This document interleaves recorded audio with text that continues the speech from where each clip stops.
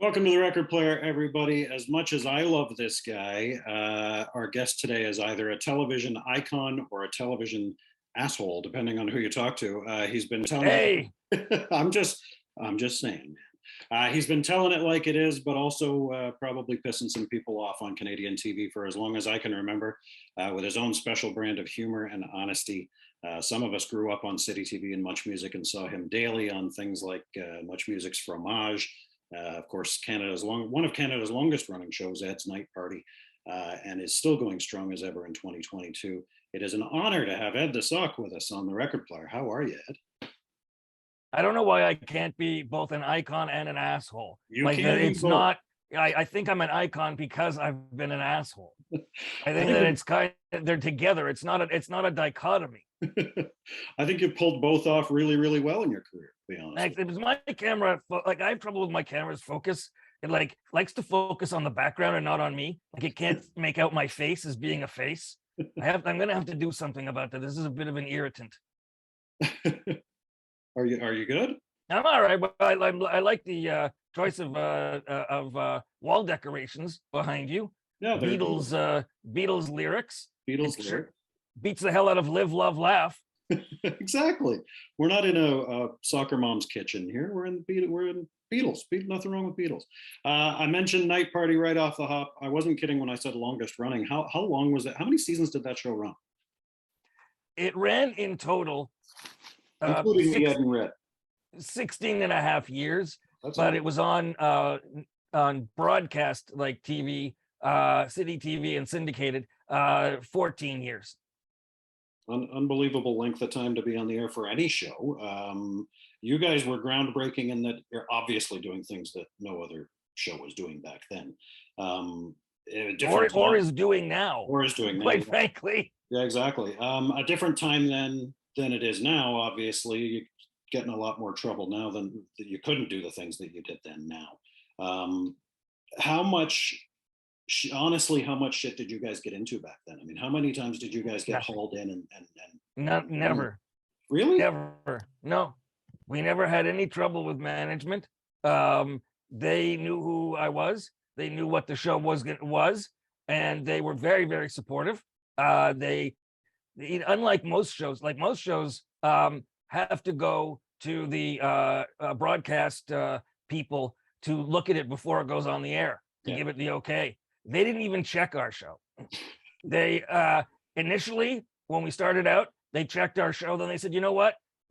Just tell us when there's something that you need to, you're unsure of. So they just put us on our honor system, and we just put it on the air. And then later on, they like years later, they tried again to make it uniform with all shows. And so they had to watch our show, and they didn't want to. So they once again said, just tell us if there's anything you think might be contentious. And we did. Like if we thought something might be contentious, we would tell them in advance. So they had a chance to deal with it. But you're never going to find a television company like Chum Television ever again on planet Earth. They were dedicated to innovation. They supported innovation. Even when you made mistakes, they understood that was part of innovation, part of experimentation. You're never going to find a broadcaster like that today. Never. These people are scared of their own shadows. And part of that is because there's so many damn people online who get offended at everything.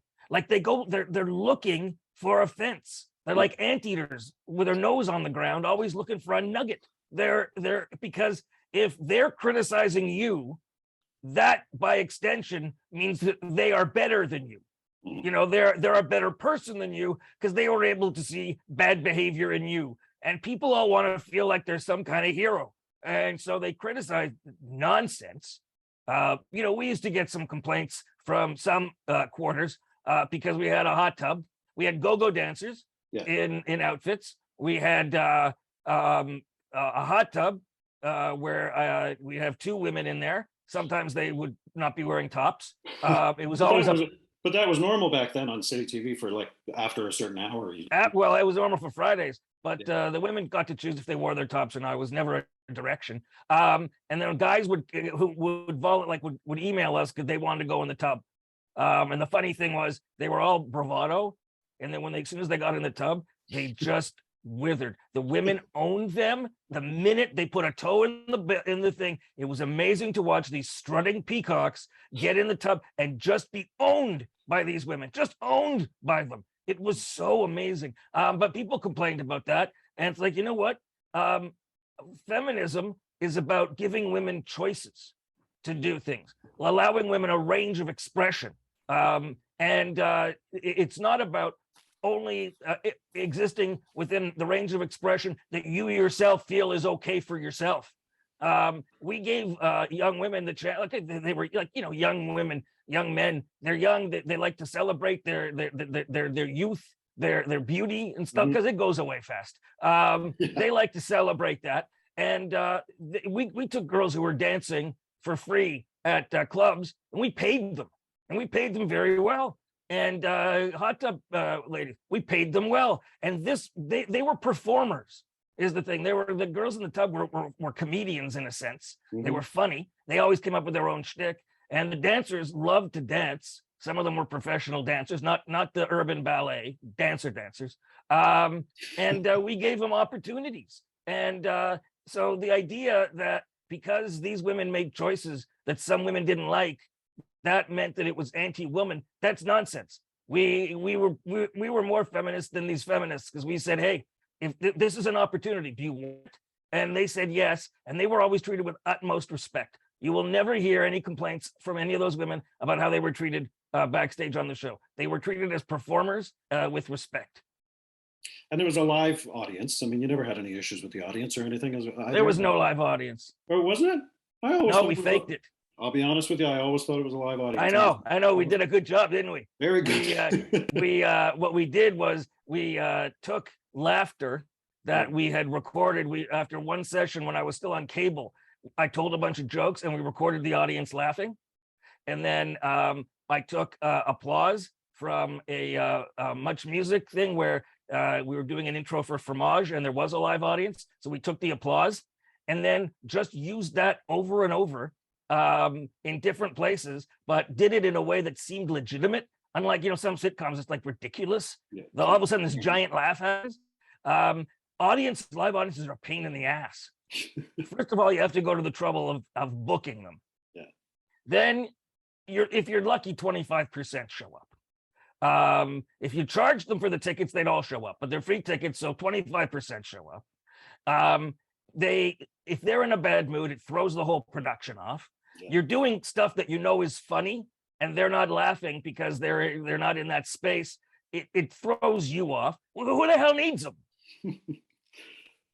City TV back then, with Electric Circus and all that, had live people in the crowd. So I always. Well, we did have an audience the first 2 seasons when it was strictly like a couch desk talk show. Yeah. And the genius idea at City TV was it's a late night show, so we should shoot it late at night. Yeah. Late night shows shoot about 5:30 in the afternoon in the States. They said we should shoot it at night. So we would shoot it at 11:30 on Saturday. We shoot 2 every second week, starting at 11:30 on Saturday. And who did you get passing by to be in the audience 11:30 Saturday? Drunks. So we would get young kids who were going to clubs drunk and high. Every week somebody vomited.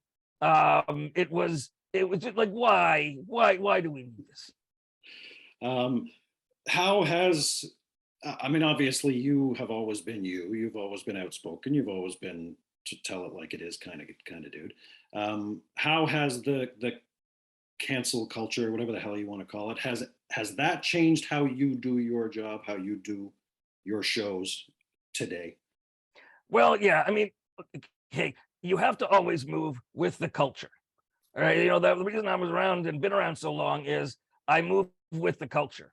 I don't just stay unchanged. If you watched me from the beginning, I was doing basically old vaudeville shtick. And then I developed into doing observational comedy and things like that. So I've not been the same throughout my career. I have evolved. So you've got to move with the culture, because different things are considered funny as time goes by. There's things that I said years ago, that I thought were funny that now I wouldn't do because I don't think they're funny. But you know, sensibilities change. And but am I worried about pissing people off? No. I still say what I honestly feel. Because as long as I know that I'm saying what I really feel and I'm being legitimate, I feel good about it. I can stand behind it. If I was making postures just for trying to get clicks or something, then I would feel like a whore. But and you know, people say you're just making this statement because you want to get clicks, or you're woke, or whatever crap. No, I am always saying the things I honestly believe, and quite frankly, the things I believe have not changed over the years. I was pro gay marriage and gay adoption before anybody else on TV wanted to talk about it. I was, you know, all for alternative lifestyles. We had a trans person who was a semi-regular in our later seasons. And I've never believed in that kind of bigotry. I always wanted to push the level. Now it happens that the rest of the world is catching up, so people think I'm just, you know, virtue signaling. Nope, I'm doing I've never gone against anything that I said before. I've never changed wholesale my opinion to try to curry favor with any group. To hell with them. Oh boy. On back in the Much Music days, we would see you interviewing people in the studio. We'd see you obviously on the street, which is what you're awesome at. On a red carpet for an awards show. Who was your absolute favorite interview? Thinking. The problem is a lot of the interviews I did, I forgot about them by that afternoon because I was never that entranced by famous people. Let me give you a few, okay? Because I can't pick just one. Christina Aguilera, always great fun. Lenny Kravitz was hilarious because I broke down his cool facade. I made him laugh, and all of a sudden he dropped that whole cool guy, disaffected facade. Who else? Willie Nelson was a great thrill for me to sing On the Road Again with him. Stan Lee, you know, as a comic fan, doing 3 or 4 interviews with Stan Lee in his offices and stuff. That was great fun. Let's see. The Rock was fun. I did an interview with Rihanna back early in her career, but they had us do this interview at the side stage of an outdoor concert, and neither of us could hear the other person. So it was like the worst interview ever. Yeah, after a while, you can't keep saying, huh? So you just answer what you think the other person just said. And so like we were like having 2 different conversations. That was amusing. Who else? See, I'm missing people. Backstreet Boys eventually were funny because they were willing to laugh at themselves. So you made everybody that you interviewed, you were awesome at making them laugh at themselves. I mean, that was one of your strong points, I think. Well, thank you. I mean, I never approached it as I want to embarrass these people. Yeah. Because if you do that, you're going to get one interview. Yeah. And then the record company is not going to give you anybody else again. So the key is I just talked to them like I was a peer, not like I was below them as some journalist asking them the same old questions over and over. I asked them things they'd never been asked before, but within reason. Because, you know, before an interview, you say, what don't you want to talk about? And I would not talk about the things they didn't want to talk about because I'm not a freaking investigative reporter. You know, this is supposed to be a friendly exchange.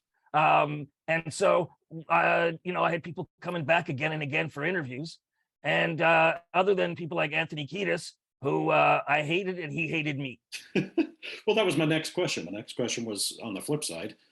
Who did you not like? Who did you? No, I don't want to throw anybody under the bus. Yeah, Anthony Kiedis, Vanilla Ice. Vanilla Ice, talk about an asshole. Who else didn't I like? What was her name?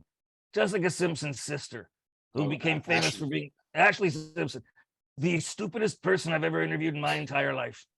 Like to the point where it was hurting my IQ. Like I was starting to feel like I was losing vocabulary. It was the stupidest interview I've ever done.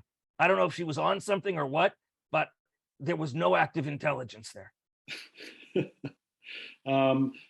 A special group at Much Music back then that you worked with at the time, Strombo, Rick the Temp, Steve Anthony, you. I mean, who was do you still keep in touch with half of those people? And who was your favorite person to work with whether it be in studio, behind the scenes, whatever?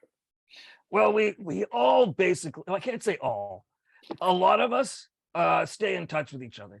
It isn't something where we're talking every week, but we stay in touch. You know, we're on Facebook. We're part of a group. We communicate. Still in touch with Steve Anthony time to time. Still in touch with Strombo from time to time. Bradford, still a friend. Namagenny, still a friend. Suk Yin, I was just talking to. Rick the Temp. I actually have, he and I are actually friends. We keep in touch. And he's the morning man at Z103.5 FM in Toronto. And when his co-host was away, I sat in for an entire show, and it went so well, I did 2 more. And it was like no time had passed. There was just such a rhythm and chemistry. It was like it was some of the best stuff I've done in a long time. So Rick and I are still in touch. Not so much in touch with Master T, just because, no reason. He's got a family to raise. Rachel kind of dropped off the face of the earth with me. I don't know what happened there, but we were always friends. Who am I leaving out? It's most of it, isn't it? Yeah, you covered the gambit. I worked with a lot of people there over time. Like, people came and went while I was still there. Well, when did you started at Much? 94. 94, yeah. Yeah, 94, 95. I started at Much. First show was a terrible show called Ed's Smasher Trash, which was based on an idea. It was terrible. It was based on an idea Moses Znaimer had, based on an old radio show called Is It a Hit or Is It a Miss? And the idea was, we had a panel, we watched music videos and then dissected it to see if it was a smash or trash. And it was awful, because you're sitting there with panelists talking about a music video like it's actually art, like it's actually there's some depth there. So it was just the freaking worst. I enjoyed working with Steve Anthony, who was my co-host, but it was a horrible show. I later, during my Ed's Big Wham Bam years, brought Smasher Trash back. But what we did is we grabbed people off the street, brought them in. We had 4 or 5 people, had them watch the video live with us, and then gave us their opinion right then and there. That was fun. That was great and spontaneous. But the other one was just crap. I have interviewed. I have memories of you interviewing. You were always good with the ladies, Ed. What can I tell you? How were you so good? I mean, I got to take lessons from you, dude. I remember interviews with Len, the chick from Len. Not that I Oh God, yeah, she was all over me like a cheap shirt. Biff Naked, who we've had on the show. Yes, I love Biff. Avril had like a massive crush on Well, you. Avril, it's funny because I'm trying to get in touch with her through her representatives now, because I want to start up a new podcast and I want her on it. And it's funny because we were legitimately like friendish. And every time she was around, she did a bit with me, because I interviewed her. I gave her her first national TV interview, because it was before her album dropped and nobody else wanted to talk to her because they didn't know who the hell she was. Yeah. And I always liked talking to new artists. And so I did an interview with her, and she was like 17. And at the end of the interview, she pinned me. She like held me down and pinned me, like she was going to have her way with me. She did that a couple of times with you. Yeah, it became a tradition. So yeah, Avril, we got along well, but she was a kid. She was very young. You know, Hillary Duff also got along very young, but I started interviewing her before she could drive. I remember sitting with her and she was going through what kind of car she was going to get. And we were talking about that before the interview. So, you know, and then she grew up, obviously. It was always weird when these girls that I started talking to when they were young would grow up and wind up on the cover of a men's magazine wearing like a bikini. It was like looking at a sister or something like that. It was like, it made me very uncomfortable. Strange. Yes, I could see that. The past 10 years, decade or so, I mean, no matter what side you fall on of the whole COVID thing, no matter what side you fall on masks, no matter what side you fall on Donald Trump, anything the last 10 years, either way, it's been entertainment gold. Have you, I love seeing your on the street bits with the COVID protesters. That was fantastic. Have you ever been legitimately worried for your own safety while you're out there on the street talking to these people? Some of these people are real gems. I mean, yeah, when I did the bit with the COVID protesters, yeah. Yeah, there was a guy who was high as a kite, and he couldn't keep up in the interview. He was wearing a suit with a weed pattern on it. Yeah, I remember that one. Yeah, Green suit. yeah, off camera, he became very belligerent because he had two women with him who were idiots who were egging him on, and he became belligerent, and the police came over and told the guy to move on. I'm never afraid, but it's rare that somebody crosses that line. The only other time somebody crossed that line was Bret Hart. You know the wrestler Bret Hart? Yep, yep. We were doing a bit for an MMVA sketch, and the shtick was we're all playing poker, and I hid a card in my shirt, and he was supposed to grab me and throttle me for that. Well, he grabbed me and he throttled me all right. It was for keeps, and I was like, like it hurt. Like, Bret, this is just it's just a scene, because we cut now because we were live, so I had to just play it out. But generally, no, if people are willing to talk to me, then they're in a mindset that they're willing to talk to me, if you know what I mean. Because if you're willing to talk to a puppet, then you already know you're talking to a puppet, so you've put your expectations in a different place. You aren't a puppet, man. You've been around this long. You're part of Canadian history. You're a VJ. You're a journalist. Yeah, that and a nickel. What's next for you? What are you working on now? What's coming? You mentioned podcasts.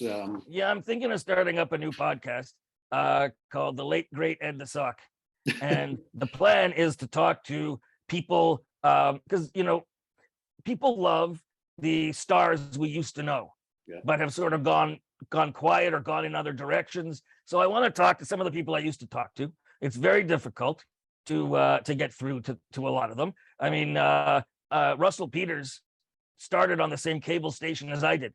We shared a TV show, appearance. His first TV show ever back in the 90s. And every time I see him, he says, I remember the people who were there at the beginning. And then you try and get in touch with them, and it's impossible. Because the problem is the publicists don't ever forward your requests. You know that if the person got it, they'd say, yeah, I'll do an interview with Ed, but they never do it. So I'm trying to get Avril, trying to get a few others. So we'll see how that works out. I do a show, the Ed and Red Show with Leanna Kay, a radio show that is also a podcast. The radio show is available Saturdays, I think, at 9, the really good slot, at Saga 960 AM. And it's available as a podcast wherever you get podcasts. And New Music Nation. I mean, I forgot about that. I started up a service that's similar to Muchmusic, or in the vein of Muchmusic, with a VJ introducing videos and running videos of unsigned artists, independent artists from across Canada. Occasionally, we'll take one from elsewhere. There's so many. Like, you'd think a lot of it would be garbage, but there's so much good material, good music, and good, well-produced music videos out there. So enjoying it. You can find that at newmusicnation.ca. I saw Strombo on there with you. No, he was. You were watching another video. Was that a story? Yeah, he was on. When I did a live show. I used to do a live show, multi-camera live show, and he came on that. And that was, you would have seen that with him. But I'm trying to get a hold of him too. It's like crazy. He's like always hard to get a hold of. I've got his private number and everything, but it's always hard to get a hold of Strombo. He's always got a million things on the go. Well, he's got about 5 shows all the time. Yeah, he's always, the guy, no grass grows under his feet. No. It's been awesome talking to you. It's been great going back memory lane here. You and I met many, many years ago back in the Muchmusic days once, I believe, and it was a hoot then. It's a holler now. I'm glad that you've got something coming up, the podcast. Thanks a lot for being with me. It's been great talking to you, and can't wait to see what's got coming down the road. Thank you, and say hello to Heather as well. Done. Without her, this show of yours wouldn't happen. No, that's true. That is absolutely true. Give her credit. You couldn't. All right. What was your name, Mark? Yeah, Scott, but I'll take Mark. Oh, it was Mark Scott. What's the difference? Mark Scott. All right. Thanks very much, Scott. Thanks, man. Take care. All right. How do we end this? Well, it's ended. We're good.